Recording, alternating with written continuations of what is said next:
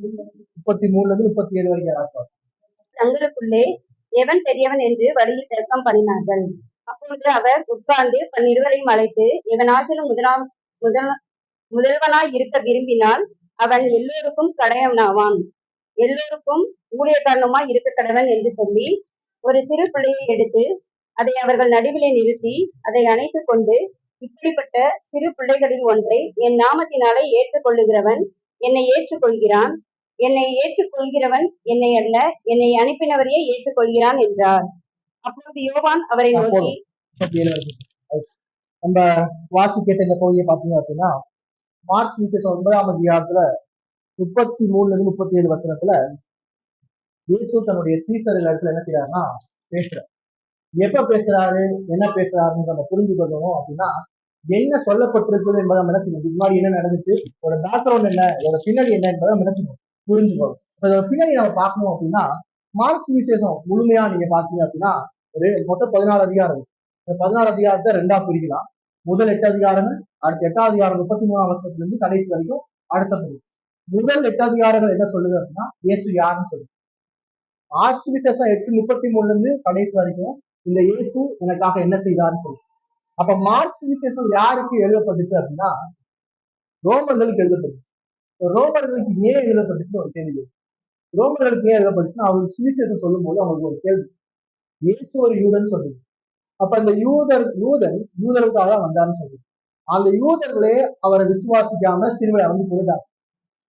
நாங்க ஏன் அவரை விசுவாசிக்கணும், நாங்க எதுக்கு அவரை விசுவாசிக்கணும், யூதர்களே அவரை நிராகரிச்சுட்டாங்க, யூதர்களே அவரை கொண்டு அவருக்காக அந்த ஜனங்களுக்காக வந்த அவரையே என்ன செஞ்சுட்டாங்க, கொண்டு நிராகரிச்சுட்டாங்க, நாங்க மட்டும் ஏன் அவர் விசுவாசிக்கணும் என்ற கேள்விக்கான ஒரு பதிலாக தான் என்ன செய்யப்பட்டுச்சு அப்படின்னு பாத்தீங்கன்னா இந்த மார்க் விசேஷம் எழுதப்பட்டுச்சு. அப்பதான் சொல்றாரு, இந்த இயேசுவ ஏதோ யூதன் கிடையாதுப்பா, இவர் யார், இயேசு கடவுள்னு சொல்றாரு. அதனால நீங்க மார்க் விசேஷம் 8ஆம் அதிகாரத்தை எடுத்துட்டீங்கன்னா, 8ஆம் அதிகாரம் 29ஆம் வசனத்தை சொல்றாரு, அப்பொழுது அவர் நீங்கள் என்னை யார் என்று சொல்கிறீர்கள் என்று கேட்டார். மார்க் 8ஆம் அதிகாரம் 29ஆம் வசனம். அப்ப பேதுரு பிரதியுத்தரமாக நீர் கிறிஸ்து என்று சொல்றாரு. இங்கதான் என்ன செய்யறாரு அப்படின்னு பாத்தீங்கன்னா, 1ஆம் அதிகாரத்துல இருந்து பில்டப் பண்ணி இயேசு யார் என்ற கேள்விக்கு அவருடைய அற்புதம் மூலமா, உபதேசத்தின் மூலமா இயேசுவ கடவுள் என்று அவருடைய அற்புதமும் உபதேசமும் என்ன செய்யுதுன்னா நிரூபித்துக் கொண்டே இருக்கிறது. நீங்களாம் வாய் வழியாக ஒரு அறிக்கையாக இயேசு கிறிஸ்து என்று சொல்றாரு. இயேசு கிறிஸ்து என்று சொன்னோன்னே அங்க 31ஆம் வசனத்துல இருந்து பாத்தீங்க அப்படின்னா, இயேசுவ கிறிஸ்துன்னு என்ன செய்ய ஆரம்பிச்சாங்க, அந்த அப்போஸ்தலர்கள் அந்த சீசர்கள் விசுவாசிக்கிறாங்க. இயேசுவ கிறிஸ்துன்னு சொன்னோடனே 8ஆம் அதிகாரம் 31ஆம் வசனம் பாருங்க, அல்லாமலும் மனுஷகுமாரன் பல பாடுகள் பட்டு மூப்பராலும் பிரதான ஆசாரியாராலும் வேதபாரகராலும் ஆகாதவன் என்று தள்ளப்பட்டு கொல்லப்பட்டு 3 நாளைக்கு பின்பு உயிர்த்தெழுந்திருக்க வேண்டும் என்று அவருக்கு என்ன செஞ்சார், போதிக்க தொடங்கினார். இயேசு கிறிஸ்து சொன்ன சூப்பரா, என்னை கண்டுபிடிச்ச, என்னை விசுவாசித, உனக்கு நித்திய ஜீவன் அப்படின்னு சொல்லல. இயேசு கிறிஸ்துனா அந்த கிறிஸ்து என்ன செய்ய போறார், அந்த கிறிஸ்து சிலுவையில மறிக்க போறார் என்பதை என்ன செய்ய ஆரம்பிச்சார், ஒரு செய்தியா சொல்லல, ஒரு தகவலா சொல்லல, அதை என்ன செஞ்சிருக்கிறார், போதிக்க தொடங்கினார். போதிக்க தொடங்கினார்னா எப்படி இருந்திருக்கும், எப்படி போதிக்க தொடங்கினார்னா டீச் பண்ணிருக்காங்க. எப்படி டீச் பண்ணுவாங்க, ஏன் மறிக்கணும்னு சொல்லி டீச் பண்ணிருப்பாங்க. அந்த சிலுவை மரணத்தினுடைய முக்கியத்துவம் என்ன சொல்லியிருப்பாரு, ஏன் இயேசு சிலுவையில மறிக்கிறதுனுடைய முக்கியத்துவம் இவ்வளவு அவசியமானது, நான் ஏன் இந்த உலகத்துக்கு வந்தேன், என்னுடைய நோக்கம் என்ன, அதை என்ன செய்ய ஆரம்பிச்சாரு, கற்றுக் கொடுக்க ஆரம்பிச்சாரு.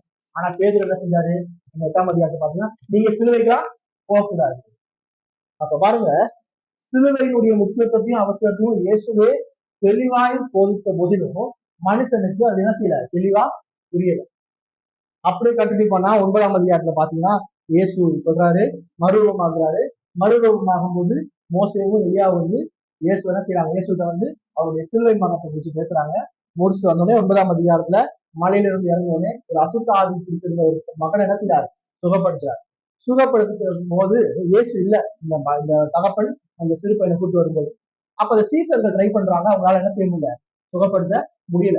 அப்ப இயேசு வந்து சுகப்படுத்துறார். சுகப்படுத்திட்டு போனோடனே அவங்க வீட்டுக்கு போறாங்க. வீட்டுல என்ன செய்யறாரு அப்படின்னு பாத்தீங்க அப்படின்னா, இயேசுக்கு கேள்வி கேட்கிறாங்க, ஏன் உங்களால முடியல. அப்போ இயேசுவை சார்ந்திருப்பதனுடைய அவசியத்தையும் ஜபத்தினுடைய அவசியத்தையும் கற்று தந்துட்டு என்ன செய்யறாரு அப்படின்னு பாத்தீங்கன்னா, அங்கிருந்து மறுபடியும் கிளம்பி அவங்க எங்க போறாங்கன்னா கலிலேயாவுக்கு போறாங்க. கலிலேயாவுக்கு எந்த வழியா போறாங்கன்னா கப்பர்நகூம் வழியா போறாங்க. கப்பர்நகூம் வழியா போகும்போது மறுபடியும் இங்க சொல்லப்பட்டிருக்க காரியம், அவர் வெளிப்படையா கூட்டமா சேர்ந்து போறதுக்கு அவர் என்ன செய்யறாரு, விருப்பப்படல. அதான் நம்ம 8ஆம் அதிகாரம் 30ஆம் வசனம் 9ஆம் அதிகாரம் 30ஆம் வசனத்தை பாத்தீங்கன்னா, பின்பு அவ்விடம் விட்டு புறப்பட்டு கலிலேயாவை கடந்து போனார், அதை ஒருவரும் அறியாதிருக்க வேண்டும் என்று விரும்பினார். யாரும் நம்ம இந்த டிராவல் என்ன செய்யக்கூடாது, தெரிஞ்ச என்ன ஆகும், தெரிஞ்ச எல்லாரும் என்ன செய்வாங்க, இயேசுவை பின்பற்ற வருவாங்க. அப்படி சொல்லிட்டு மறுபடியும் என்ன செய்யறாருன்னு பாத்தீங்கன்னா 31ஆம் வசனத்துல, மனுஷகுமாரன் மனுஷர் கையில் ஒப்புக் கொடுக்கப்படுவார் என்றும் அவர்கள் அவரை கொன்று போடுவார்கள் என்றும் கொல்லப்பட்டு 3ஆம் நாளிலே உயிர்த்தெழுந்திருப்பார் என்றும் அவர் தம்முடைய சீசர்களுக்கு போதகம் பண்ணி சொல்லிடுறாரு. மறுபடியும் 2வது தடவை சொல்றாரு. 2வது தடவை என்ன சொல்றாரு, அவருடைய சிலுவை மரணம் உயிர்த்தெழுதல் என்ன செய்யறாரு, டீச் பண்றாரு, மறுபடியும் டீச் பண்றாரு. அப்ப இயேசு பாருங்க, ஒரு அதிகாரம் கேப்ல 2 தடவை என்ன செய்ய ஆரம்பிச்சாரு, சிலுவை மரணத்தினுடைய முக்கியத்துவத்தை சீசர்களுக்கு போதித்தாரு. அப்ப கிறிஸ்தவ விசுவாசத்தினுடைய அடிப்படை சாராம்சம் என்ன, இயேசு கிறிஸ்துவின் சிலுவை மரணம் என்பதை சீசர்களுக்கு மறுபடியும் கற்றுத் தருகிறார். ஆனா மறுபடியும் 9ஆம் அதிகாரம் 32ஆம் வசனத்தை பாத்தீங்கன்னா, அவர்களோ அந்த வார்த்தையை அறிந்து கொள்ளவில்லை, அதை குறித்து அவரிடத்தில் கேட்கணும், அதை குறித்து கேட்கறது நான் நினைக்கிறேன்ல, சரி அப்பா சொல்லிட்டு போட்டுருவோம். ஆனா இந்த இடத்துல சீசர்கள் இயேசுவ கிறிஸ்துவ விசுவாசித்தாங்க. ஆனா கிறிஸ்து சிலுவையில மட்டும்தான் மீட்ப கொடுக்க போறாரு என்பது அவங்க என்ன செய்யல, புரியல. எப்படி நீங்க ராஜான்னு சொல்றீங்க, கடவுள்னு சொல்றீங்க, நாங்க விசுவாசிக்கிறோம், அதுல மாட்டுறது ஏன் எப்படி மறுத்துதான் காப்பாற்றணும்னு நினைக்கிறீங்க. அவனுக்கு அதை என்ன செய்ய முடியல, அக்செப்ட் பண்ணிக்க முடியல. அவனுக்கு ராஜானா சிங்காசனத்துல இருக்கணும், ராஜ்யத்தை போய் பிடிக்கணும், ஜனங்களை அங்க ரோமர்கள் விடுவிக்கணும், அப்படி ஜனங்களை ஒரு ஹீரோயிசம் பண்ணணும். செத்து எப்படி காப்பாற்ற போறீங்க, அதுதான் அவனோட கேள்வி. அப்ப இவனுக்கு அந்த சிலுவை மரம் என்ன செய்யல, சரியா புரிஞ்சுக்கணும். அப்போ இந்த 33ஆம் வசனத்திலிருந்து 37ஆம் வசனத்துல பாத்தீங்க அப்படின்னா, இவர் இதை பேசிட்டு வர்றாரு. இயேசு கிறிஸ்து தன்னுடைய சிலுவை மரணத்தை குறித்து பேசிட்டு வர்றாரு. 33ஆம் வசனம் பாருங்க, அவர் கப்பர்நகூமுக்கு வந்து வீட்டிலே இருக்கும்போது அவரை நோக்கி, நீங்கள் வழியிலே எதை குறித்து உங்களுக்குள்ளே தர்க்கம் பண்ணினீர்கள் என்று கேட்டார். அப்போ அங்க அவர் வட திசையில இருந்து தென் திசைக்கு வராரு. இப்ப கப்பர்நகூம் வர வழியில இந்த பாதையில இயேசு தன்னுடைய சிலுவை மரணத்தை குறித்து என்ன செய்யாரு, போதிச்சுட்டு இருக்கிறார். ஆனா இந்த குரூப், இந்த 12 பேர் என்ன செஞ்சிருக்காங்க, தர்க்கம் பண்ணிருக்காங்கன்னு என்ன அர்த்தம், விவாதம் சண்டை போட்டுருக்காங்க. எதை குறித்து சண்டை போட்டுருக்காங்க, வாசி கேட்ட போது என்ன சொல்லுது, அவர்கள் பேசாமல் இருந்தார்கள், ஏனெனில் அவர்கள் தங்களுக்குள்ளே எவன் பெரியவன் என்று வழியிலே தர்க்கம், யாரு பெரியவன் என்ற ஒரு சண்டை. இது எப்படி ஆரம்பிச்சிருக்கோம், ஒரு சின்ன ஒரு பேச்ச ஆரம்பிச்சிருக்கும், தர்க்கம் பண்ணிருக்காங்க. அப்ப அவன் நேரம் அவன் இதை குறித்து விவாதம் பண்ணிருப்பான், யார் யாரெல்லாம் பேசியிருப்பான். அந்த 12 பேரும் நான் தான் பெரியவன் நீ தான் பெரியவன் என்ன செய்ய ஆரம்பிச்சிருக்கான், பேசாது. ஏசு என்ன போதிச்சுட்டு இருந்தாரு, அவர் சிலுவையில போய் மறிக்க போறேன்னு சொல்லி என்ன செஞ்சிருக்காரு, போதிச்சுட்டு. இயேசு கிறிஸ்துவனுடைய சிலுவை மரணத்தை சரியாய் விசுவாசிக்காத நபர் தேவனுடைய ராஜ்யத்தை முழுமையாய் புரிந்து கொள்ள முடியாது. சரியா, இயேசு கிறிஸ்துவனுடைய சிலுவை மரணத்தை சரியாக விசுவாசிக்காத நபர், அதை பற்றி முழுமையாய் தெரிந்து கொள்ளாத நபரால எதை தெரிந்து கொள்ள முடியாது, தேவனுடைய ராஜ்யம் பல்லவ ராஜ்யம் எப்படிப்பட்டது என்று தெரியாது. இயேசு மறிப்பது எப்படி மறிக்கிறாரு, நம்ம பிலிப்பியர்ல பார்க்கும்போது என்ன சொல்லிருக்கு, பிலிப்பியர் 2ஆம் அதிகாரத்துல அவர் தாழ்மையாய் மறித்தார், அவர் அடிமையின் ரூபம் எடுத்தார். சிலுவை என்பது அவமானம், அவர் மனுஷராய் வந்து அவர் நிர்வாணமாய் சிலுவையில மறித்தது என்பது தாழ்மையின் ரூபம்.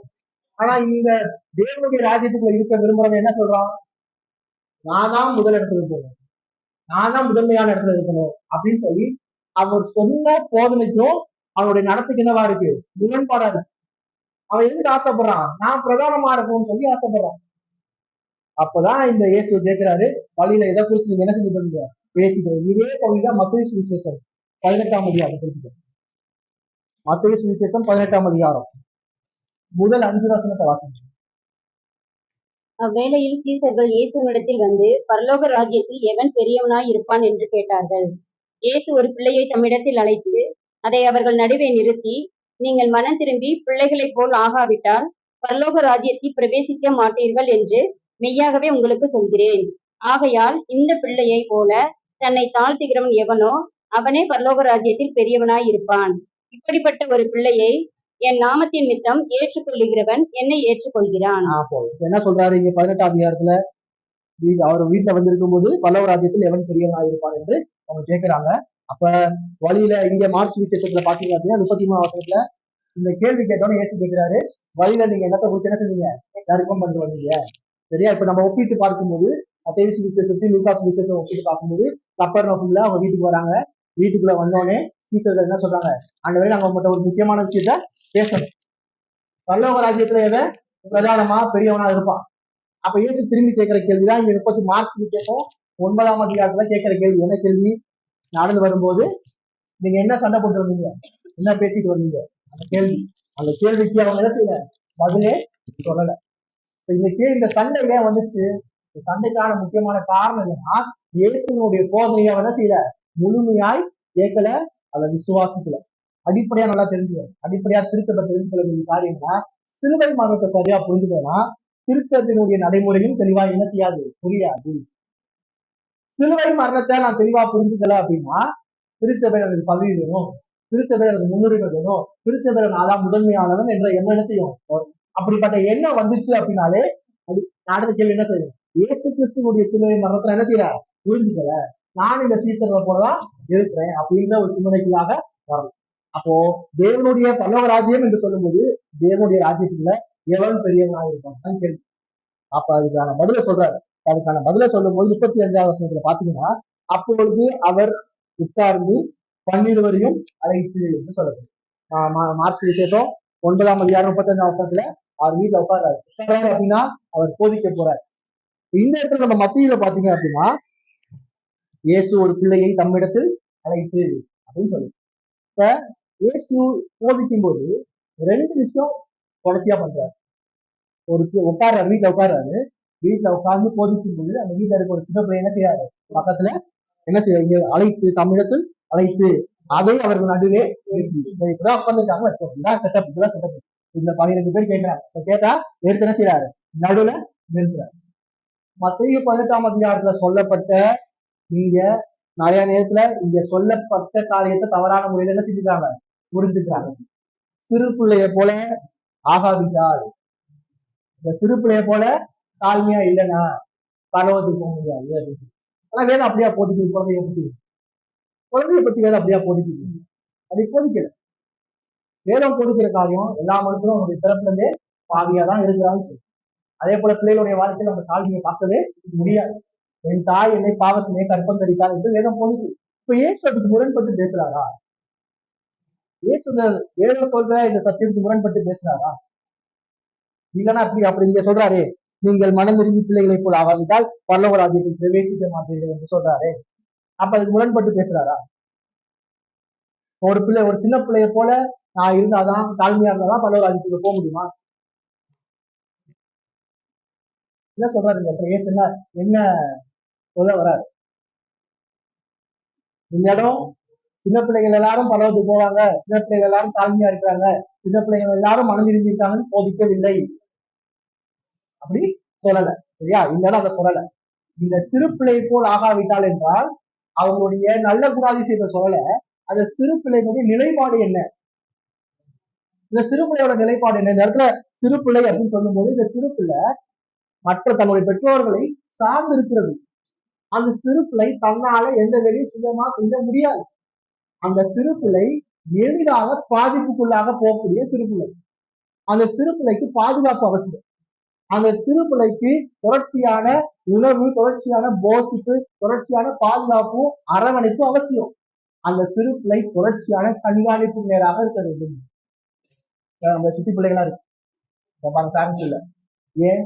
தொடர்ச்சியான கண்காணிப்பு, தொடர்ச்சியான போஷாக், தொடர்ச்சியான பராமரிப்பு, தொடர்ச்சியான பாதுகாப்பு, தொடர்ச்சியா அந்த சிறு பிள்ளை தாயோ தகப்பனையோ சார்ந்துதான் இருக்கு. இதான் என்ன செய்யறாரு அப்படின்னு பார்த்தீங்கன்னா அந்த இடத்துல சொல்றாரு. அப்போ இந்த இடத்துல அதை சொல்லும் போது என்ன சொல்றாரு அப்படின்னா, இந்த சிறு பிள்ளை போல் ஆகாவிட்டால் அப்படின்னா நீங்க தேவனுடைய ராஜ்யத்துல பிரவேசிக்க மாட்டீர்கள். இந்த மாதிரி என்னுடைய ஆத்மால நான் தேவனை சாராமல், இந்த மாதிரி ஆத்மால நான் தேவனுடைய பாதுகாப்பு கீழாகவும், தேவனுடைய அரவணைப்பு கீழாகவும், தேவனுடைய போதனை கீழா இல்லை அப்படின்னு நான் என்ன செய்ய முடியாது, பரலோக ராஜ்யத்துல பிரவேசிக்கணும். அப்ப என்ன பேசுறாரு? தேவனுடைய ராஜ்யத்துக்கு நீ பிரவேசிக்கணும்னா தாழ்மை இல்லாம நான் தேவனை முழுமையாக சார்ந்திருப்பேன் என்று சொல்லாம நான் பரலோக ராஜ்யத்துக்குள்ளே போக முடியாது. அதனால இப்ப மத்திய 5ஆம் அதிகாரம் 3ஆம் வசனம் என்ன சொல்லுது? ஆவியில் எளிமை உள்ளவர்கள் பாக்கியவான்கள், அதுக்கப்புறம் பரலோக ராஜ்யம் அவர்களுடையது. இப்ப ஆவியில் எளிமை உள்ளவனா என்னுடைய ஆத்மாவை நானே காப்பாற்றிக்க முடியாது. என்னுடைய ஆத்மாவில் இருக்க பாவத்தை நானே என்ன செய்ய முடியாது, மன்னிக்க முடியாது. நானே என்னை விடுவிச்சுக்க முடியாது. நான் சுலபமா பாவத்தை போய் சிக்குண்டுருவேன். நான் சுலபமா பாவத்தினால பாதிக்கப்படுவேன். நான் சுலபமா பாவத்தை போய் விழுந்துடுவேன். எனக்கு பாதுகாப்பு தேவை. இந்த ஆத்மா தேவனை சார்ந்திருந்தா மட்டும் என்ன செய்ய முடியும், பாதுகாக்கப்பட முடியும். அப்ப முதலாவது இந்த இடத்துல அந்த சிறு பிள்ளையை நடுவில் நிறுத்தி சொல்ற காரியம் என்னது, இந்த சிறு பிள்ளையை போல் ஆகாது. இந்த சிறு பிள்ளையினுடைய நிலைப்பாடு, குணாதிசயத்தை குறித்து பேசல, இந்த சிறு பிள்ளையினுடைய நிலைப்பாடை குறித்து பேசுறாங்க. அப்ப இந்த சிறு பிள்ளைய போல என்னுடைய ஆத்மா இல்லைன்னா, நான் தேவனை சார்ந்தலைன்னா, நான் முதலாவது என்ன செய்ய மாட்டேன், ரசிக்கவே படல. நீ நிறைய நேரத்துல மனுஷனுடைய பிரச்சனை என்ன தெரியுமா, மனுஷன் சுலபமா தாழ்மையா இருக்க முடியாது. நான் ஒன்னும் பெருசாலாம் தப்பு செய்யல. நான் ஒன்னும் என்னுடைய ஆத்மாவுக்கு விரோதமா மற்றவங்களுக்கு விரோதமா ரொம்ப பெரிய பாவம் செய்யல. நரகத்துக்கு போற அளவுக்குலாம் நான் ஒன்றும் பாவம் செய்யல. நான் நல்லவன் தான் அப்படின்ற ஒரு எண்ணம் எல்லா மனுஷனுடைய வாழ்க்கையில தொடர்ச்சியா இருக்கதான் செய்யும். அதான் பெருமை. அதே போல இந்த சீசனுடைய வாழ்க்கையில நான் இயேசுவோடய இருக்கிறேன். இயேசுடைய முதலாவது சீசனா இருக்கிறேன். இயேசு கூப்பிட்டதான் நான் அவர் என்னைதான் கூப்பிடுறாரு. அவருடைய போதனையை நான் கண்கூடா பார்த்திருக்கிறேன். அவருடைய போதனையை நான் கேட்டிருக்கேன். நான் இந்த வேலைலாம் செஞ்சிருக்கேன். நான் தான் இந்த பல்லவராஜ்யத்துல முதன்மையான நான் திருச்சபையில இருக்கிறேன். திருச்சபையில முன்னாடி இருக்கிறேன். திருச்சபையில பைபிள் வாசிக்கிறேன், ஜெபம் பண்றேன், ரசமா கொடுக்குறேன், காணிப்பு கொடுக்குறேன், நிறைய கொடுக்குறேன். எல்லா வேலையும் நான் திருச்சபையில செய்யறேன். அதனால நான் அந்த திருச்சபையில முக்கியமானவன் அப்படின்ற ஒரு எண்ணம் ரட்சிக்கப்பட்டவர்களுடைய வெளிப்பாடு.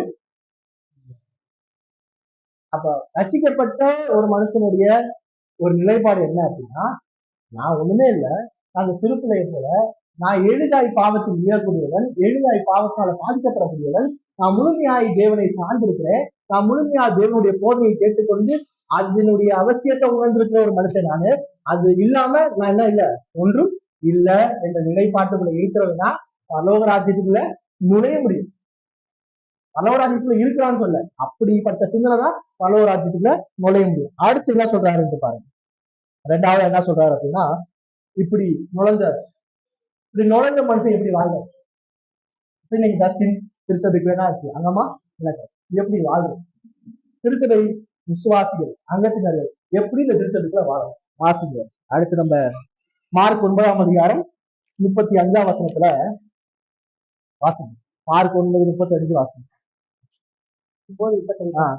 அப்பொழுது அவர் உட்கார்ந்து 12 அழைத்தானா, அதான் அப்பொழுது அவர் உட்கார்ந்து 12 அழைத்து, இவனாகிலும் முதல்வனாய் இருக்க விரும்பினால் அவன் எல்லோருக்கும் கடையனாகவும் எல்லோருக்கும் ஊழியக்காரனுமாய் இருக்க கடவன் என்று சொல்லி.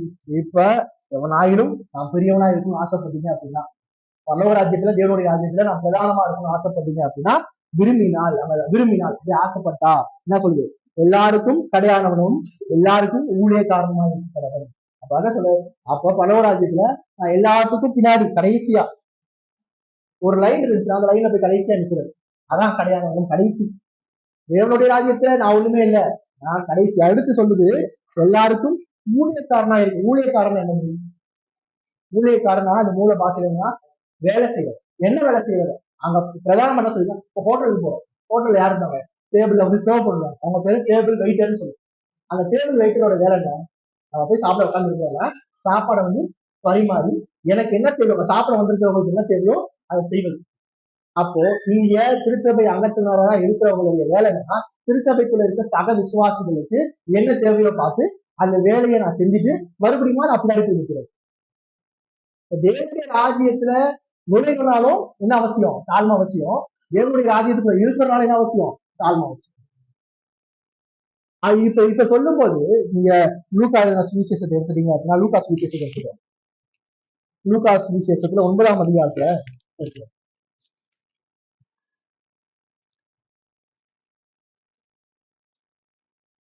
லூக்கா சுவிசேஷம் 9ஆம் அதிகாரத்தை எடுத்துட்டீங்க அப்படின்னா 47ஆம் வசனத்துல, இயேசு அவர்களின் இருதயத்தின் யோசனையை அறிந்து ஒரு சிறு பிள்ளையை எடுத்து தம் அருகே நிறுத்தி என்று சொல்லுங்க. சிறு பிள்ளையை எடுத்து தம் அருகே நிறுத்தி ஃபர்ஸ்ட் சொல்றாரு, நடுவில் வச்சாருன்னு சொல்றாரு.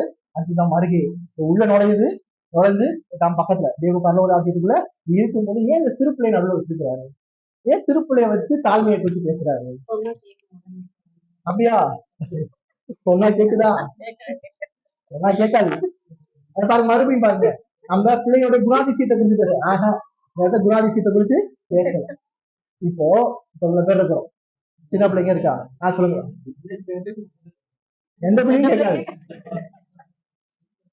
ஹெல்ப்லெஸ்ஸா இருக்காங்க. ரைட். அடுத்து நம்மளுடைய பார்வையில they are the least, அவங்க தான் கடைசி.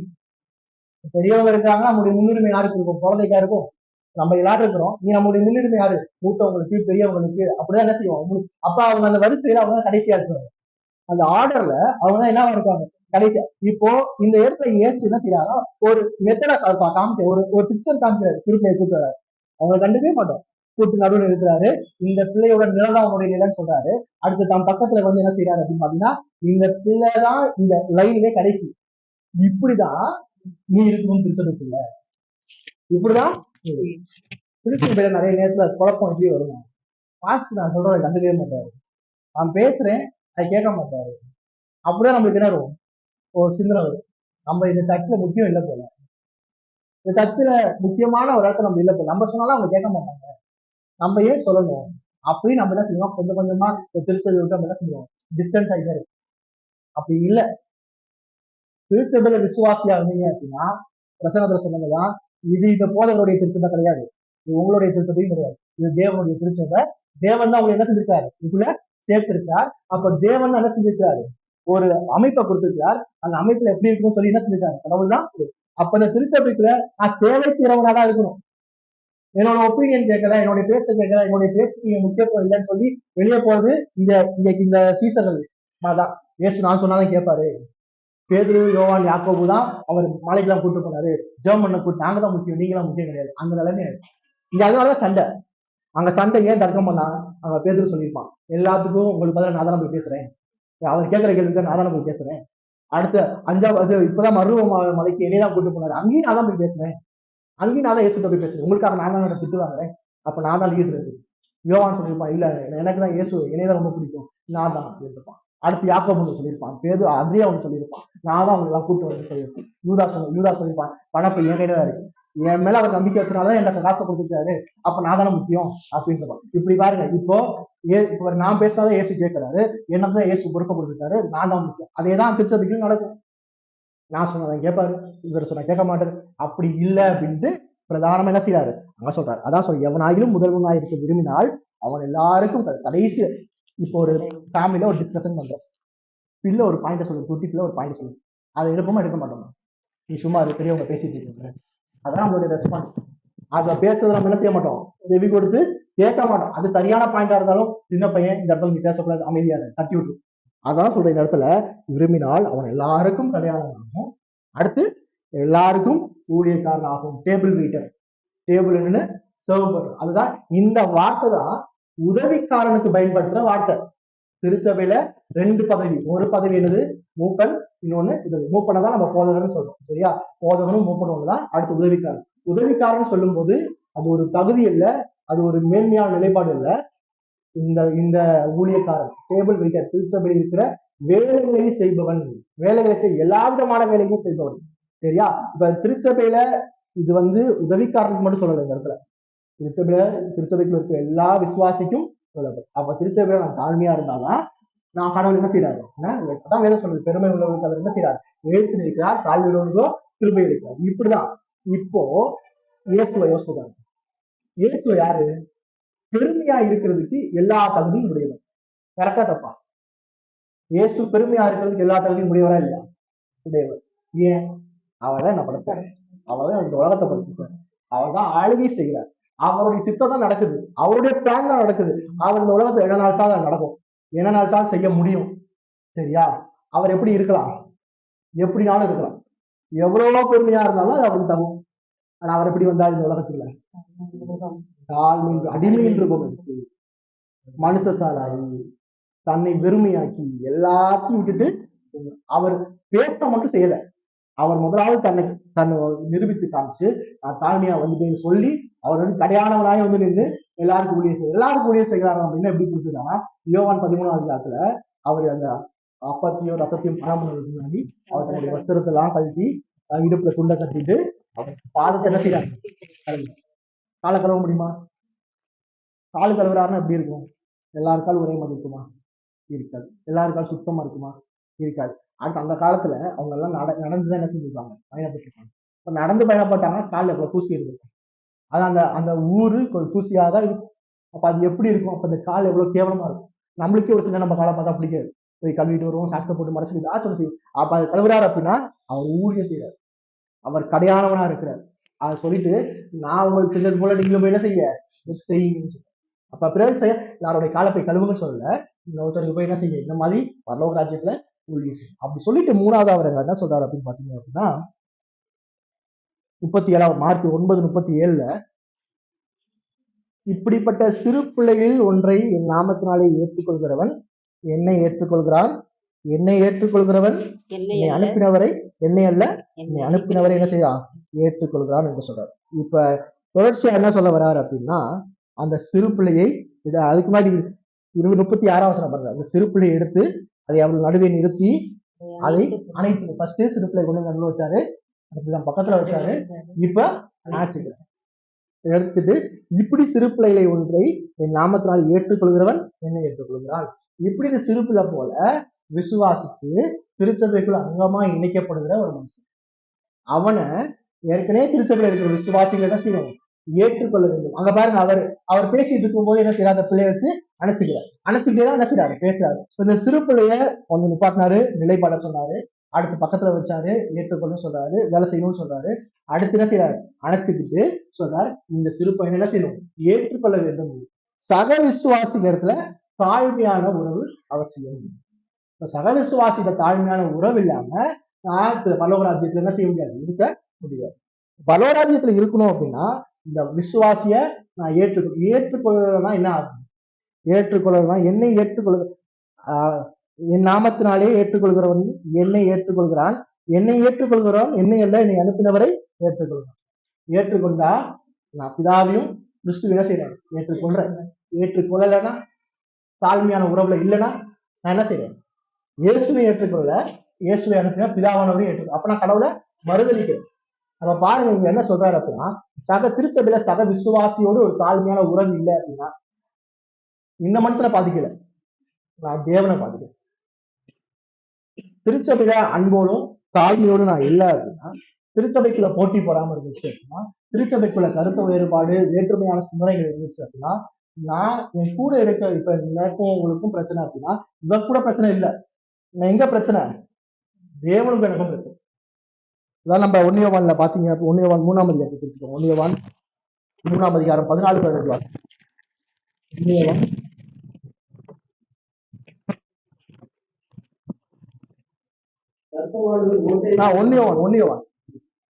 1 யோவான் 3ஆம் அதிகாரம் 14-15 வாசம். நாம் சகோதரிடத்தில் அன்பு கூறுபடியால் மரணத்தை விட்டு நீங்கி ஜீவனுக்கு உட்பட்டிருக்கிறோம் என்று அறிந்திருக்கிறோம். சகோதரனிடத்தில் அன்பு கூறாதவன் மரணத்திலே நிலை கொண்டிருக்கிறான். தன் சகோதரனை பகைக்கிறவன் எவனும் மனுஷ கொலைபாதகனாய் இருக்கிறான். மனுஷ கொலைபாதகன் எவனோ அவனுக்குள் நித்திய ஜீவன் நிலைத்தீராது என்று அறிவிப்பான். தெளிவா என்ன சொல்றாரு அப்படின்னு பாத்தீங்கன்னா, நாம் சகோதரத்தில் அன்பு கூறுகிறபடியால் மரணத்தை விட்டு நீங்கி ஜீவன், நான் என் சகோதரத்துல அன்பு கூறுறதுனால என்ன செய்யறேன், மரணத்தை விட்டு நீங்கி ஜீவனுக்கு உட்பட்டு இருக்கிறேன். சகோதரனிடத்தில் அன்பு கூறாதவன் மரணத்திலே நிலை கொண்டிருக்கிறான். இங்க சகோதரன் என்று சொல்லும்போது விசுவாசியை கொஞ்சம் பேசு, விசுவாசிக்கிட்ட நான் அன்பு கூறல அப்படின்னா ஏன் மரணத்துல நிலை கொண்டிருக்கான்னு சொல்லுது. வாசிக்கிட்ட இங்க மார்க் என்ன சொல்றது, சக விசுவாசிட்ட அன்பு செலுத்தாதவன் யார நிராகரிக்கிறான், இயேசு கிறிஸ்துவின் பிதாவையும் நிராகரிக்கிறான். இயேசு கிறிஸ்துவின் பிதாவை நிராகரிச்சுட்டு நான் பரலோகத்துக்குள்ள போக முடியுமா? அடுத்து இங்க 15ஆம் வசனத்தை பாருங்க. தன் சகோதரனை பகைக்கிற எவனும் மனுஷ கொலைபாதகனா இருக்கிறான். சகோதரனை பகைக்கிறவன் மனுஷ, அடுத்து மனுஷ கொலைபாதகனா இருக்கிறவனும் அவனுக்குள் நித்திய ஜீவன் நிலைத்திராது என்று அறிவீர்கள். ஏன்னா இவன் கூட சண்டை, கூட நான் சண்டை போட்டதுனால இல்ல, நான் கூட சண்டை போட்டதுனால கிறிஸ்துவையும் பிதாவாகிய தேவனையும் மறுதளிக்கிறேன், அவரை நிராகரிக்கிறேன். ஏன் சக விசுவாசிட அன்பு அவசியம்? என்னை திருச்சபைக்குள்ள சேர்த்தது நீங்க கிடையாது, நான் கிடையாது, கிறிஸ்து வந்து சேர்த்திருக்கிறார். கிறிஸ்து வந்து சேர்த்திருக்கனால கிறிஸ்து அங்கீகரித்து, கிறிஸ்து நேசித்து, கிறிஸ்து அவர்களை மன்னித்து கொண்டு வந்திருக்கிறார்.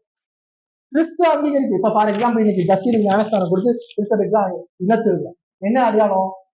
நித்தியத்துல பிதாவாகிய தேவனால முன்குறிக்கப்பட்ட மனுஷன் ஏசு கிறிஸ்து உங்களுக்காக சிலையில மறைச்சிருக்கிறார். ஏசு கிறிஸ்துவ விசுவாசித்து பரிசுத்த ஆவியானவர்களுக்குள்ள இருக்கனால தேவன் வந்து என்ன செஞ்சிருக்கிறாரு, அங்கீகரிச்சிருக்கிறார். தேவன் அங்கீகரிச்சு தேவன் உனக்கு திருச்சபையில சேர்த்திருக்கிறார். நேசிக்க முடியாதெல்லாம் அங்கீகரிச்சு கலந்து அப்படின்னா இவனை சொல்லல நானு, பிதாவாகிய தேவனை நான் சொல்றேன். நித்தியத்துல அவர் பண்ண திட்டத்துக்கு விரோதமா நான் என்ன செய்யறேன், நிக்கிறேன். அதான் சொல்ல. அடுத்து நீங்க எபேசியர் 4ஆம் அதிகாரம், எபேசியர் 4ஆம் அதிகாரம், எபேசியர் 4ஆம் அதிகாரத்துல 2-3 வருஷம்.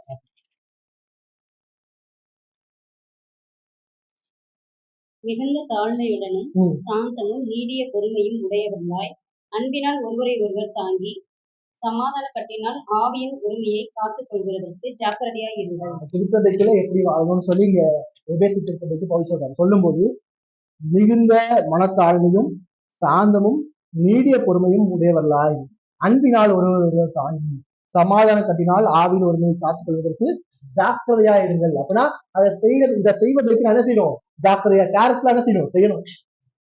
இதுல நான் கோட்டை விட்டுறக்கூடாது. சரியா? இதை நான் ரொம்ப கவனமா எதை நடைமுறைப்படுத்தணும், மனத்தாழ்மையை.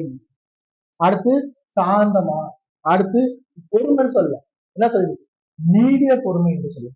நீடிய பொறுமைனா என்ன இருக்கும், ரொம்ப ரொம்ப நான் ஒரு தப்பு பண்ணேன், ஒரு 2 தடவை பண்ணேன், 3 தடவை பண்ணேன், மன்னிச்சிருங்கன்னு கேட்கும்.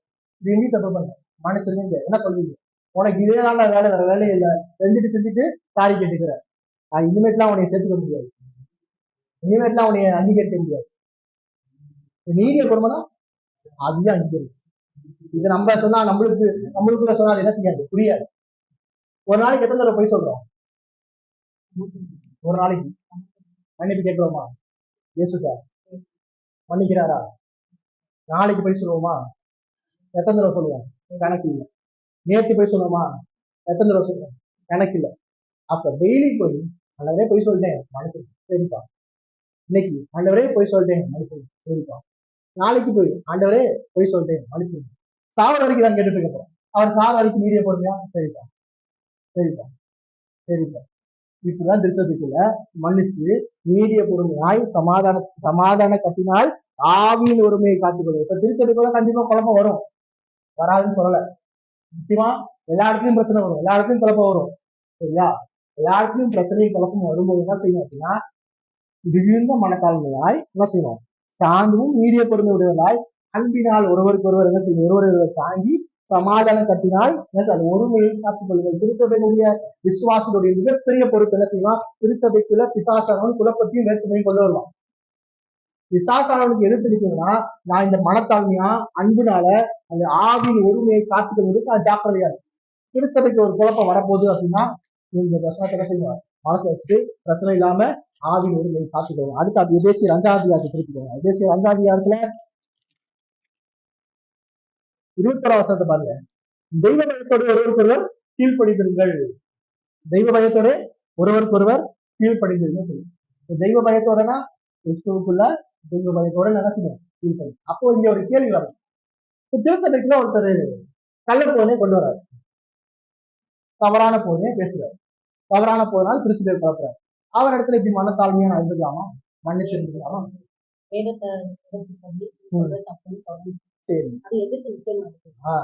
இப்போ பிரச்சனைகள் குழப்பங்கள்ல நம்ம மன்னிச்சு விட்டு கொடுத்து போலாம். வேதத்துக்கு விரோதமா, திருச்சபைக்கு விரோதமா, சத்தியத்துக்கு விரோதமா, சுவிசேஷத்துக்கு விரோதமா வரும்போது சத்தியத்துக்கு நம்ம என்ன செய்யணும், எடுத்து அந்த கள்ள சத்தியத்துக்கு எதிராக நம்ம எடுத்து நிக்கணும். வேதம் சொல்லுது திருச்சபை என்பது சத்தியத்துக்கு தூணும் ஆதாரமா இருக்குது.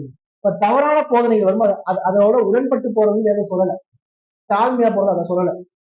இயேசு தாழ்மையை குறித்து பேசுறாரு. மார்க் 8ஆம் அதிகாரத்துல பேதுரு சொன்னா, நீங்க சிலுவைக்கு போகலான்னு. இயேசு எம்மள இவ்வளவு பாசமாப்பா, பரவாயில்லப்பா அப்படின்னு சொல்லல. என்ன சொன்னாரு, அப்பாலே போ சாத்தானே. அவர் டிஃபரன்சியேட் பண்ணி காட்டுறாரா, தேவனுடைய சித்தம் செய்வதற்கு எதிராக வர யாரனாலும் என்ன செய்யக்கூடாது, விடக்கூடாது. சரியா? தேவனுடைய சித்தத்துக்கு எதிராக வரவன, சுவிசேஷத்துக்கு எதிராக வரவன, போதனைக்கு எதிராக வரவன என்ன செய்யக்கூடாது, விடக்கூடாது. அங்க எழுத்து நின்றுதான் ஆகணும். ஆனா எழுத்து நிற்கும் போதும் ரொம்ப கோவப்படாம வேதத்தை தாழ்மையா அன்போடு நம்ம என்ன செய்யணும், எடுத்து சொல்லணும். அங்க போறதான் செய்யணும். அப்படி அவன் கேட்கல, அதை புரிஞ்சுக்கல அப்படின்னா வெளியே போறாங்களா சம்பவம். அங்க போய் நம்ம போய் சண்டை போட்டு வாக்குவாதம் பண்ணி அது அவசியமே கிடையாது. ஏன்னா திருச்சபைக்குள்ள இப்படிப்பட்ட ஆட்கள் வருவாங்க போவாங்க. ஆனா அதுல நம்ம திருச்சபையினுடைய உரிமையை காத்துக்கணும். அப்ப திருச்சபை விசுவாசியா இருக்கும்போது இங்க அந்த மார்க் 9ஆம் அதிகாரம் 33-37 என்ன சொல்றாரு, திருச்சபைக்கு இருக்கணும்னா எனக்கு தாழ்மை அவசியம். தாழ்மை இருந்தாதான் என்னுடைய ஆவிக்குரிய நிலை எப்படி சொல்றாங்க, தாழ்மை இருந்தாதான் நான் பரலோகராஜ்யத்துக்குள்ள நுழைய முடியும். அந்த தாழ்மை இருந்தாதான் தேவனுடைய திருச்சபைக்குள்ள நான் ஒழுங்கா வாழ முடியும். அடுத்து இந்த தாழ்மை, நான் வேலை செஞ்சுட்டு போறது மட்டும் இல்லை, நான் எல்லா வேலையும் செஞ்சிடறேன், நான் யாருக்குள்ளயும் பேச மாட்டேன், உங்களுக்கு நான் வேலை செய்யறேன், எல்லா என்ன வேலை சொன்னாலும் செஞ்சுக்கிறேன் திருச்சபைக்குள்ள, அவ்வளவுதான், நீ யாரும் என்கிட்ட பேசாதீங்க, நான் அவங்க கூட எல்லாம் உறவா இருக்க மாட்டேன், அப்படிலாம் இல்லை. வேலை செஞ்சு சக விசுவாசித்த அன்பின் உறவோடு நான் என்ன செய்யணும், அதான் சொல்லுங்க வேதம், தாழ்மையா. இப்படிப்பட்டதான் பரலோக ராஜ்யம், இப்படிப்பட்டதான் தேவனுடைய திருச்சபை. தேவனுடைய திருச்சபையில ஒரு அங்கத்துவனா இணைஞ்சிருக்கும் போது இப்படிப்பட்ட குணாதிசயத்தை என்ன செய்யணும், இது எல்லாருக்குள்ளயும் இருக்குமானா இருக்காது. இதை என்ன செய்யணும், நான் வளர்த்து கொள்ள வேண்டும், தொடர்ச்சியாக வளர்த்துக் கொள்ள வேண்டும். அதனாலதான் நம்ம அப்போஸ் நடவடிக்கை பவுலுடைய நிருபங்களை பார்த்தீங்க அப்படின்னா, நீங்க அன்பிலும் ஐக்கியத்திலும் ஒற்றுமையிலும் வளருங்கள் என்று சொல்லல, பெருகுவீர்களாக என்று சொல்லு. அடிஷன் சொல்ல, மல்டிப்ளை, பெருகுவீர்களாக. அப்ப அன்பு அதிகமா காணப்படும், இன்னும் அதிகமா சமாதானம் காணப்படும், இன்னும் அதிகமா ஒற்றுமை காணப்படும், இன்னும் அதிகமா நீடிய பொறுமை காணப்படும். நீடிய பொறுமை ஆவின் கையில ஒண்ணு, நீடிய பொறுமை இல்லை அப்படின்னா ஆவின் கடியில ஒரு முக்கியமான காரியம் இல்லைனா அது பரிசுத்த ஆவியானவர் கொடுக்கிறது. பரிசுத்த ஆவியானவர் உங்களுடைய இதயத்தில் இருந்தா அவர் நிச்சயமா அன்பு சமாதானம் நீடிய பொறுமை நிச்சய இறக்கத்தை கொடுத்தே தீருவார். என் குணாதிசயம் அப்படி இல்லைங்க, என்னால குண பொறுமையால இருக்க முடியாது அப்படின்னு சொன்னா நம்ம யாரை சந்தேகப்படுறோம், அந்த ஆவின் கனியை கொடுக்கிற பரிசுத்த ஆவியானவரை சொல்லுவோம். பரிசுத்த ஆவியானவர்ல என்னோட இதயத்துல செயல்பட முடியாதுன்னு சொல்றோம். அப்படின்னா அவர் என்ன சொல்றோம், அவரை கடவுள் இல்லைன்னு சொல்றோம். கடவுள் வல்லமை உள்ளவர்னு சொல்றோம், சரியா? கடவுளால செய்ய முடியாத காரியம் ஒன்றும் இல்லைன்னு சொல்றோம். அவர் சர்வ வல்லமை உள்ள தேவன் சொல்றோம். ஆனா எனக்கு என்னோட இதயத்துலதான் அவர் செயல்பட முடியாது அப்படின்னா அவரோட நான் பெருசுன்றோம். அதான் பெரும். இந்த இடத்துல ஏன் ஏசுகிட்ட சொன்னாரு, ஏன் ஏசு இந்த 3 விஷயத்த சொன்னாரு, தாழ்மையா இருந்தாதான் பரலோகராஜ்யத்துக்கு நுழைய முடியும், தாழ்மையாக திருச்சபையில இருக்க முடியும், தாழ்மையா இருந்து சக விசுவாசிக்கு அன்பாதான் இருக்குன்னு ஏன் சொல்றாரு, யாரு பெரியவன்னு ஒரு கல்பனை. அங்க ஒரு போட்டி வருது, ஒரு நிலைப்பாடுக்கான ஒரு போட்டி வருது. போட்டி வரும்போது அங்க என்ன இருக்காது, தாழ்மை இருக்காது, அன்பும் இருக்காது. அவனை நான் எதிரியா தான் பார்க்க முடியும், இவன் எனக்கு எதிர்த்து நிற்கிறான், இவனுக்கு எதிராக அவன் நிற்கிறான். இன்னைக்கு நிறைய பாரம்பரிய திருச்சபையில இருக்கிற பிரச்சனை என்னது, இதுதான் பதவிக்கான போட்டி பொறாமை. அங்க என்ன இல்ல, தாழ்மை. யார் நம்மளுக்கு இதை கற்றுக் கொடுத்து போயிருக்கா, இயேசுவே கற்றுக் கொடுத்து. திருச்சபை ஒவ்வொரு நாளும் இயேசுவை பார்த்து வளர வேண்டும். திருச்சபை ஒவ்வொரு நாளும் இயேசுவை பார்த்து வளரலன்னா இந்த மாதிரியான காரியங்கள் பெருமைகள் நம்முடைய வாழ்க்கையில செய்ய ஆரம்பிக்கும், அதிகரிக்க ஆரம்பிக்கும். அப்ப திருச்சபையா சேர்ந்து இயேசுவை பார்க்கணும், தனிப்பட்ட மனிதனா தனிப்பட்ட முறையில இயேசுவை பார்க்கணும், குடும்பமா சேர்ந்து இயேசுவை பார்த்தோம்னா நான் தேவனுடைய திருச்சபையில தேவன் எதிர்பார்க்கிறபடி என்ன செய்ய முடியும், வாழ முடியும்.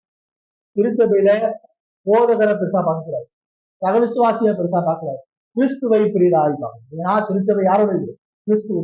ஏன்னா இந்த திருச்சபையை தேவன் கற்றேன் என்று சொல்லிட்டார், இது அவருடைய திருச்சபைன்னு சொல்றாரு. பாதாளத்தின் வாசல்கள் இதை மேற்கொள்ளாதுன்னு சொல்றாரு. பாதாளத்தின் வாசல்கள் இதை மேற்கொள்ளாதுன்னா திருச்சபைக்கு 1000 பிரச்சனை வரும். திருச்சபை ஒரு நாள் போட்டு போவாங்க, திருச்சபைக்கு 1000 பிரச்சனை வரும். இந்த உலகத்தால நிராகரிக்கப்படும், இந்த உலகத்தால இது போலின்னு சொல்லப்படும், இந்த உலகத்தால இது வீண் சொல்லப்படும். ஆனா ஒருபோதும் திருச்சபை தோற்று போகாது. ஏன்னா வாக்குத்தத்தம் பண்ண கிறிஸ்து, வாக்குத்தத்தம் பண்ண என்ன சொன்னா, பாதாளத்தின் வாசல் பிசாசானவன் ஒருபோதும் திருச்சபையை வெற்றி சிறக்க முடியாது. அவருடைய வாக்குத்தத்தம் உண்மை. அதுக்கான அடையாளம் இன்றைக்கு தேவன் ஒரு மனுஷனை அந்த பிசாசின் ராஜ்யத்திலிருந்து விடுவித்து அவங்களுடைய ராஜ்யத்துக்குள்ளாக என்ன செஞ்சிருக்கிறார். இன்னைக்கு ஒரு சந்தோஷமான நாள், இன்னைக்கு தேவனுடைய ராஜ்யத்துல ஒரு மகிழ்ச்சியான நாள். இதை நம்ம கொண்டாடுற அதே வேளையில நம்மளுடைய பொறுப்புகள் என்ன செய்யணும், இந்த பொறுப்பு நம்ம செய்யணும். இது செய்யலை அப்படின்னா ஆபத்து. அதனால வெளிப்படுத்தல் 2ஆம் அதிகாரத்துல எதிர்த்து பிரிச்சது, நீ ஆவியில கொண்டிருந்த நம்ம என்ன செஞ்சுட்ட, விட்டுட்ட, உன்ன இடத்துல இந்த விளக்கு தண்டனை எடுத்துருவேன் அப்படின்னு சொல்லி எச்சரிக்கிறார். இப்ப திருச்சபைக்கு எச்சரிப்பு கொடுக்குறார், தாழ்மையா தேவனுடைய காரியத்துல அந்த பொறுமையா இருந்து நான் செய்யலை அப்படின்னா தேவன் எச்சரிப்பை கொடுக்கிறார். மறந்துருவோம், எல்லாரும் சேர்ந்து நமக்கு கொடுக்கப்பட்டிருக்க பொறுப்பு உணர்வோம். பொறுப்பு உணர்வுனா நான் அனுதினமும் யாரை பார்க்கணும், கிறிஸ்துவை பார்க்கணும். அப்ப திருச்சபை விசுவாசிகளுடைய அடிப்படை கடமை கிறிஸ்துவை பார்த்து தாழ்மையாய். இது கேள்வி இருக்கிறார், கேள்வி இருக்கு. ஒரு விஷயம் திரும்பி, பிள்ளைகளை போல் ஆகாவிட்டால் என்ற வார்த்தை பிள்ளைகளை குறிக்கல, சரியா? பிள்ளைகளோட குணாதிசயத்தை குறிக்கல, பிள்ளைகளுடைய நிலைப்பாடை குறிக்கும். அதனாலதான் நம்ம பிள்ளைகளுக்கு ஞானஸ்தானம் கொடுக்கறது, சரியா? பிள்ளைகளுக்கு ஞானஸ்தானம் கொடுக்காததுக்கான காரணம் அது பால். அது மனம் திரும்பி ரசிக்கப்பட்டாதான் திருச்சபைக்குள்ள சேர்க்கப்பட முடியும். பிள்ளைகளும் இயேசு கிறிஸ்துவ விசுவாசம். அங்க அந்த இடத்துல இயேசு பேசுனது அந்த பிள்ளைகளுடைய நிலைப்பாட்டை குறித்து பேசியிருக்காங்க. ஓகேவா? ம். ஆ.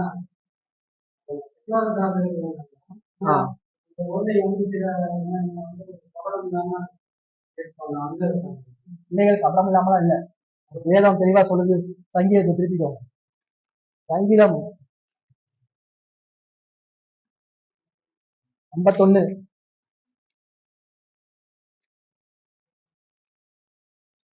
5. சங்கீதம் 51 5 சொல்லுது, இதோ நான் துர்க்குணத்தில் உருவானேன், என் தாய் என்னை பாவத்தில் கர்ப்பம் தரித்தார். என் தாய் என்னை பாவத்துல கர்ப்பம் தரித்தாள். பிறப்பே நம்ம பிறப்பே எப்படிப்பட்ட பிறப்பு? பாவ பிறப்பு. நீங்களும் நானும் ஆதாமின் சந்ததியில இருக்கிறதுனால நீங்கள் நானும் பாவம் செய்யலனாலுமே நம்ம நரகத்துக்கு தான் போவோம். புரியுதா? நீங்கள் நானும் பாவம் செய்யலனாலுமே நம்ம என்ன செய்ய போறோம்? நரகத்தான். ஏன்னா நீங்களும் நானும் ஆதாமின் வழியில பிறந்திருக்கோம். ஆதாமினுடைய பாவத்தை சுதந்திரித்து பிறந்திருக்கோம். உங்களுக்குள்ளாகவும் எனக்குள்ளாகவும் நான் பிறக்கும் போதே ஆதாமினுடைய பாவம் என்ன செய்யப்பட்டிருக்கு? என் பொண்ணு இருக்கா, உட்காரு அப்படின்னு சொல்லிட்டே தான் இருக்கும். உட்காருதா? அது சிரிக்குது. கபடம் இல்லாம சிரிக்குது இல்ல, அது என்னை ஏமாத்துறதுக்காக சிரிக்குது. சரியா? யார் சொல்லி கொடுக்க? நான் சொல்லி தரல ஏமாத்துன்னு சொல்லி. நான் சொல்லி தரல கீழ்ப்படியாம இருன்னு சொல்லி. அதுக்கே தெரியும் கீழ்ப்படியாம இருக்கிறதுக்கு. அது இதுதான் அந்த ஆதாமியுடைய பாவத்தை சுதந்திரித்து பிறந்திருக்கோம். இந்த இடத்துல மத்தேயு சுவிசேஷத்துல 18ஆம் அதிகாரத்திலும் மார்க்ல நம்ம வாசித்த போதிலும் அதனுடைய குணாதிசயத்தை குறித்து இயேசு பேசல. சப்போஸ் அப்படி அவருடைய குணாதிசயத்தை குறித்து பேசினாதான் இயேசு வேதத்துக்கு விரோதமா பேசியிருக்கான்னு ஆயிடும். வேதம் தெளிவா சொல்லுது, எந்த மனுஷனும் நீதிமான ஒருவனும் இல்ல, தேவனை தேடுகிறவங்க எவனுக்கும் நல்ல குணாதிசயம் இல்ல. நல்ல குணாதிசயம் இருந்து இயேசு அதை அங்கீகரிச்சிருந்தாங்கன்னா இன்னைக்கு உலகத்துல எவ்வளவோ மனுஷனுக்கு நம்மளுடைய நல்ல குணாதிசயம் இருக்குல்ல, பகலாம் பரவத்துக்கு எல்லாம் இல்ல, ஆனா போக மாட்டாங்க. அதனால குணாதிசயத்தை குறித்து நீங்க இயேசு பேசல. அந்த பிள்ளை எப்படி பெற்றோர்களை சார்ந்திருக்கிறோ, எப்படி பெற்றோர்கள் இந்த பிள்ளையை பாதுகாத்து அரவணைத்து போஷித்து வளர்க்குறாங்களோ, அதே போல என்னுடைய ஆத்மாவை இயேசு பாதுகாத்து போஷித்து அரவணைத்து வளர்க்க வேண்டும் என்ற நிலைப்பாட்டுக்குள்ள நான் போகணும். அதான் நினைச்சுக்கிறேன். இந்த உலகம் சொல்லுது பிள்ளைகள் குணத்தாலும் இறைவனை போல இல்லை. சரியா? அது வேதத்துக்கு விரோதமான சொல்லும். அதனால நம்ம பிள்ளை வளர்ப்புல தொடர்ச்சியா பிள்ளைக்கு சுவிசேஷம் சொல்லிக்கிட்டே இருக்கணும். இல்ல தப்பு செய்யும் போது இது பாவம்னு சொல்லணும், இது இயேசுக்கு பிடிக்காதுன்னு சொல்லணும், நீ ரசிக்கப்படணும்னு சொல்லணும், இப்படியே செத்து போன நரகத்துக்கு போகணும்னு சொல்லி ஏன் சொல்றோம்னா பிள்ளைகள் பரலோகத்தை என்ன செய்யாது, ரசிக்கப்படணும்.